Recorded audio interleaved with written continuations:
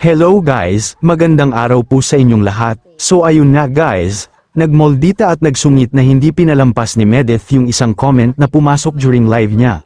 During bakasyon nila sa Albay, alam mo yung mga comments na bigla na lang sumusundot, may nagsabi kasi na, talo daw siya kay Dan kasi may anak na. At doon na nga nagsimula ang eksena, kitang-kita kay Medeth na nairita siya, hindi yung galit na galit ha, pero yung tipo ng irita na mapapariyak ka talaga. Na lahit malamig ang tubig sa ilog, ay nag-iinit naman ang tenga niya.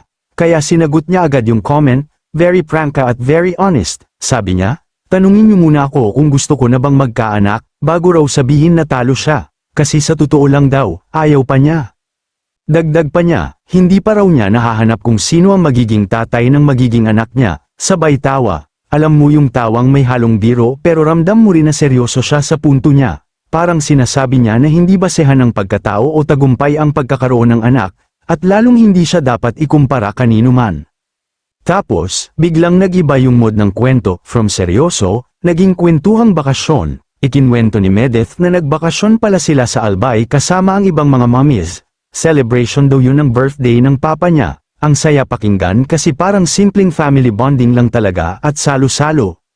Pero eto na yung nakakatawang part. Wala raw silang nabiling cake. Bakit? Kasi buong maghapon daw natulog si Medeth. As in tulog lang siya ng tulog. Kaya wala na silang time bumili. Diyan na pumasok yung kulitan.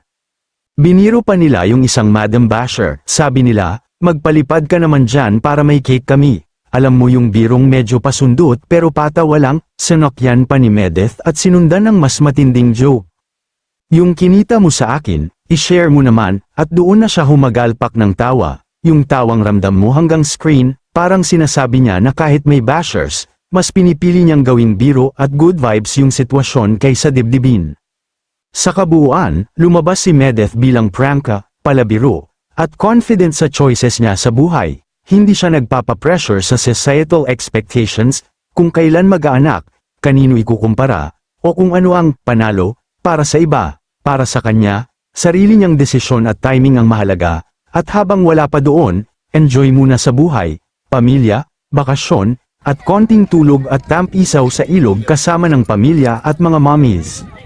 Very vlog moment talaga, may real talk, may bardagulan, may tawanan, hanggang dito po muli mga ka-vibes, see you again next time, bye!